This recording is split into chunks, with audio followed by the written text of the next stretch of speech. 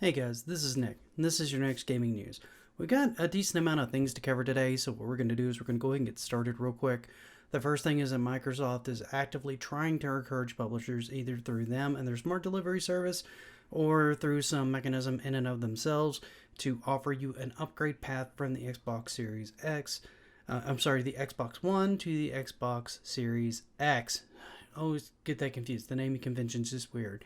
So, for those of you who don't know, the smart delivery system allows customers to take their saves, their achievements, and all other pertinent data in relation to a game and migrate it to the Series X. That is the ideal way that they want you to migrate over. Now, they are not requiring publishers as of yet to do it that way, which is good because that could potentially lose them more business. Now, 2K has taken to this by selling you a bundled edition for $100 instead of $70 on their games. That will include both. So that is going to be your upgrade path from them. So take from that what you will. I would rather see more people use the smart delivery system. I understand people need to make money, and they have challenges and hurdles in relation to that. But it looks like both PlayStation and Microsoft are doing the best they can to try to make your transition from one to the other more viable. I can see publishers being a little worried about this. The main reason being that if games are going to move to $70, and it sounds like more and more that's going to be the case, that a lot of people would pay for a new $60 copy on, say, the Xbox One X or the PlayStation 4 if they offer an upgrade path and then just upgrade that to the PS5 version. It would save you $10 on a new release right out the gate. So I could see publishers being worried of people using that tactic moving forward and trying to avoid it, or just bundling it into the cost of the games moving forward so that, well, you're only paying $20 more and now you can use it here too. So we're going to see where that shakes out. Right now, I'm leaning towards the fence that if I had to have it new and there was an upgrade path, I would probably buy the PS4 version personally. I think it's more cost effective, and if you're going to give me the same quality when I move to the PS5, meaning all the graphics are going to get updated and the performance is going to go up, then why wouldn't I? It just makes financial sense. The next thing is that the Atari VCS is coming out this fall, 2020.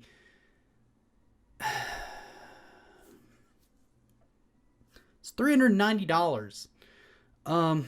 You can pre-order it from Atari. Their link is down. I checked it just today.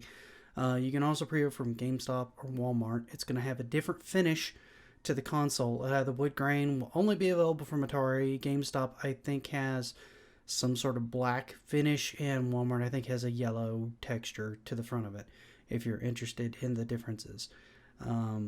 It comes with a classic controller, the classic Atari controller with like one extra button. It also comes with a more modern controller, which is reminiscent of something from the Xbox console. Apparently, it's going to allow you to install an OS on top of that, so you'll be able to install something like Windows 10 on there. It's supposed to have an array of their games, both old and new, as well as a way of doing a creation, make your own game kind of thing. There's not a lot of details on this, and the timing on this seems shaky at best, in my opinion. It seems very gimmicky, and it seems very much to be nostalgia bait for the most part for people that were really familiar with Atari and really into Atari back in the day.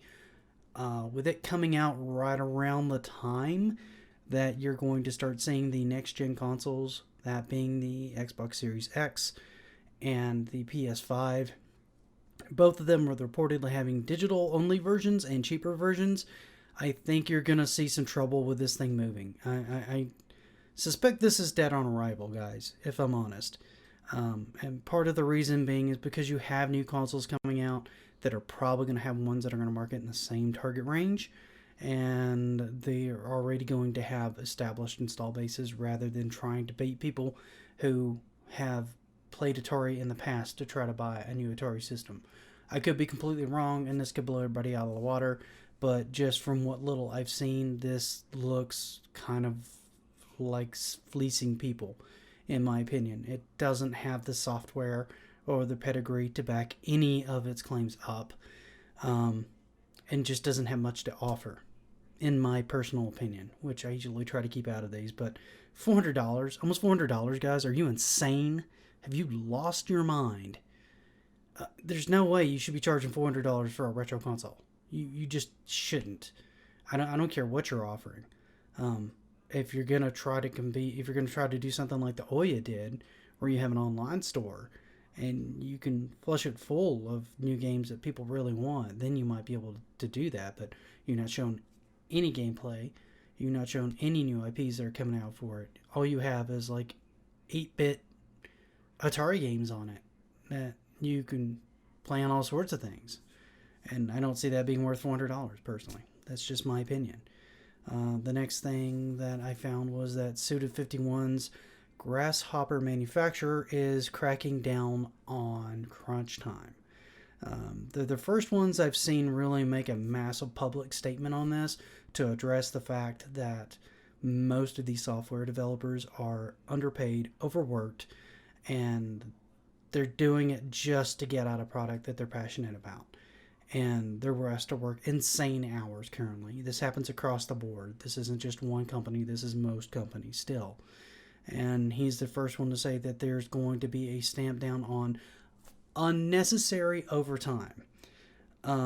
It's simply not going to be allowed at all. He wants to have a better work-life balance, which is laudable, but there's no real clear definition of unnecessary overtime. I don't know what he means. So that part's a little confusing, but we're going to have to wait and see. Hopefully, this will set a standard to come for development. It may take us a little bit longer to get games, but I, for one, am more of an advocate for the game taking a little bit longer rather than flogging the horse dead on arrival and burning people out to where we lose more and more talent in the industry. I think it's worth the wait in order for those people to have a good work-life balance and to be happier in their employment, because it means the product's going to be better, their lives are going to be better, their families are going to be happier, and everything's just going to be better overall. So I think this is a good step forward, and hopefully it works the way he says it's going to work, and it catches on. So here's hoping, guys. So the next thing is, and I wasn't sure I was going to talk about this, and I've ignored it for weeks, but we're going to get into this. So here we go. Just buckle up, guys. The Twitch ban of Dr. Disrespect. Full disclosure, I've never watched any of this guy's streams. I don't know anything about this guy. All I know is this just doesn't make sense. Something's not adding up here. And the longer it goes with silence, which is why it's still here, it's because there's still rumors flying everywhere on this thing, because nobody knows anything. And that's wrong. Flat out, that's wrong. He basically just got banned midstream. He finished his stream. Apparently his attitude totally changed. Some people have claimed that he knew. Some people have claimed that he was doing some sort of coup with Ninja and Shroud, and that was debunked. And some people said it was sexual harassment, and that's kind of been debunked, but nobody really knows. And it's so bad of nobody knowing, as nobody in the media can find anything about it, and Dr. Disrespect himself can't know anything about it. And this is, I'm bringing it up now because it's been multiple weeks and he still doesn't know why he was let go. Now, streaming used to be something early on in its inception that was a pastime for people, and then people got followings, and then they were able to make money at it eventually, and now it's become a livelihood. So now you have people that this is literally their job.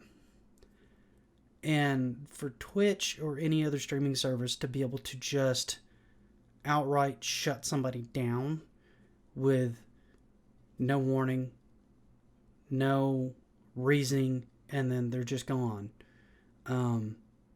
is kind of bad, because even most normal employers can't do that. Twitch is pretty much treating everybody like they're not even contractors in a company. They're just allowed to exist on their platform and potentially make income. But some of these people have signed multi-million-dollar deals. They stream all day, every day. This is how they make their livelihood. This is not a pastime. This is their job, and they make these companies money. And I feel like it's only right for the company to tell them what transgression happened, and have a more solid core set of rules that they have to adhere to as far as how they judge each one of these streamers and what they're supposed to abide by. The fact that Twitch has been notoriously vague in its rule set, the fact that it has changed rules on the fly and people have had to adhere to it or got caught in them because they weren't even sure that those changes had happened, is bad, particularly as this grows as a medium. Also, the thing that confuses me the most is they did this and everybody just assumed it was Dr. Disrespect's fault, that he did something. It used to be, for the most part, we were in a culture that questioned the company and backed the individual person more. It seems like we're moving more towards a culture that thinks the company is immediately right, at least in the case of Twitch, and that this guy had to do something. Now, I understand that Dr. Disrespect has done some things that have been slightly questionable in the past, and he's got a few negative media reviews, but he's been in the press a lot less than some of the other people on Twitch, and he's the one that got hit with a ban hammer. So I feel like they probably owe him an explanation, even if it's just kept between him and Twitch, and that somebody comes out and makes a statement saying, hey, we've had this discussion. You can talk to him and can confirm it. We have agreed that it's in both parties' best interest not to disclose any details related to said incident, but there's now an understanding between us and Dr. Disrespect, because the longer this goes on, he's essentially assumed guilty, and he's being treated as if he was guilty. It's hurting his reputation, and it's hurting future opportunities for something that he has no idea why, as far as I know, as far as anybody else that I know knows. So he's being dragged through the mud and destroyed on his reputation, his livelihood. Everything is going down the toilet. For what? We don't know. And that's a problem. As these entertainment personalities, as I'm just going to call them now, get more and more prominent and have these opportunities given to them, like $30 million and $60 million or whatnot, to stream exclusively there, being able to destroy them at the snap of a finger is not right. No one should be able to tear anybody down that effectively and destroy their name and their brand that quickly without some form of due process. Now, if there's justified reasons, that's fine. But I don't feel like anybody has given a justified reason or good cause. And we're just taking Twitch's word for it. And that is a terrifying slope in my mind. So, I don't really like it. It needs to be given more consideration. And that's as far as I'm going to go into that. And I apologize for the tirade in the middle of the stream. And normally I do this as more opinion pieces, but this one I was just kind of handling today. The next thing that I found is coming up is we have rumors of MVC4 and Street Fighter 6.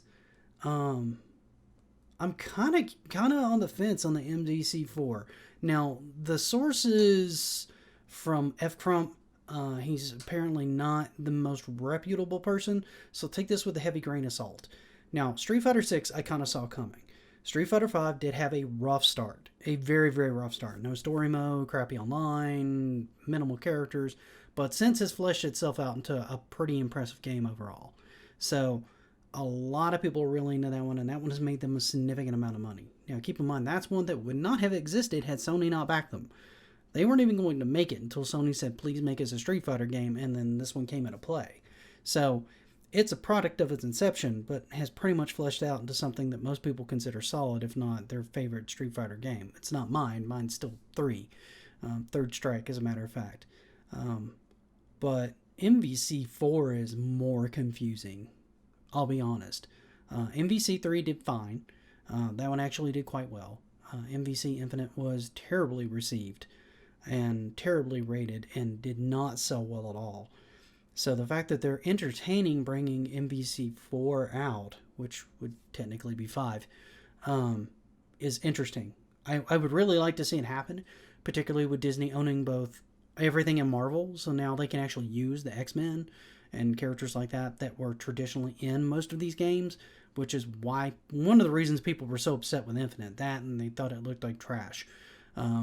So if you don't have a character cast that people like and it looks like hard garbage, then people aren't really going to be too inclined to pick up your $60 game and then pay you $30 a season for the next couple seasons to try to flesh in the cast with random people from the MVCU that they don't really want to play as. It was kind of a recipe for disaster. As much as they tried, the licensing rights weren't there and it just didn't work. The next thing is that Battletoads is coming out probably sooner than we thought. Microsoft's doing a July 23rd announcement, so there's potential possibility, maybe, kind of, sort of, that Battletoads will be talked about more there. It was announced last year, I want to say, E3. We got a little bit of footage on it. It looked completely different. It was more of a hand-drawn, cel-shaded look. People complained it looked a little slow. People thought it looked like a mobile game. I'm not sure if they've gone back and done any more work on it or fleshed it out anymore. I'm pretty curious about this because I would like to see Battletoads come back in some respect. I think it was a fun franchise, even though I was never any good at it. And I think it deserves to kind of have that kind of revitalization. A lot like Killer Instinct, which is something else I'd like to see come back again too. I'd like to see another one. The last but not least thing that I have is, and this is highly rumor, and yeah, okay, it's a little clickbait, and I saved it for last, so sue me. PS5, PlayStation themselves, Sony, filed a patent that will allow them to potentially be able to do PS1, PS2, and PS3 games in some form on the PS5. So what this is, it's a patent for cloud technology in order to try to bring these games to your console that way, not in the same physical medium as you're used to, so your old disc and stuff still wouldn't work because they're not going to put the hardware in there to run it, but they're probably going to do it through some form of emulation is what they're going to do. My big suspicion on this is that it's going to be more akin to the way that the Switch does it with the NES and the SNES games. Whereas you'll open up an application or a series of applications, like in the case of the Switch, you have a NES application and an S and Super NES one. They're separate. I don't know why, but they decided to separate them that way. And then you'll be able to peruse through the catalog and be able to play these games. Now, I would imagine they won't have everything out there from the start, and they're probably going to do some of the most requested or greatest hits. So you'll probably see like your Final Fantasies and some of your Tekkens and Fighters and some of your platformers like Jak and Daxter and Ratchet and Clanks and stuff like that hit this platform sooner than you would some of the more obscure titles, would be my suspicion. Now, I'm hoping that they have more information on this. They're going to be doing another release shortly after Microsoft is doing theirs on July 20. Microsoft hits July 23rd. Theirs is supposed to hit sometime in early August. Is the next time we're supposed to get more information from them. And they're reportedly going to announce more first-person title, more first-party titles as well during that particular broadcast. So August and the end of July should be very, very interesting for the industry and for us as gamers. So keep tuned. I'm going to try to keep you guys in the loop and try to stay on top of some of the stuff and let you guys know what's going on. Sorry for a few of the tirades again, but I had to get some of that off my chest because this stuff's getting too out of hand. It really is. But anyway, that's my time for today. Thank you guys for hanging in there with me for, wow, almost 20 minutes. Holy crap. Okay, sorry for eating up this much of your time, guys. Thank you again for staying with me. If you like what you saw, I've got plenty of other news articles. I keep them in their own playlist. Please like and subscribe, and I'll see you guys next time.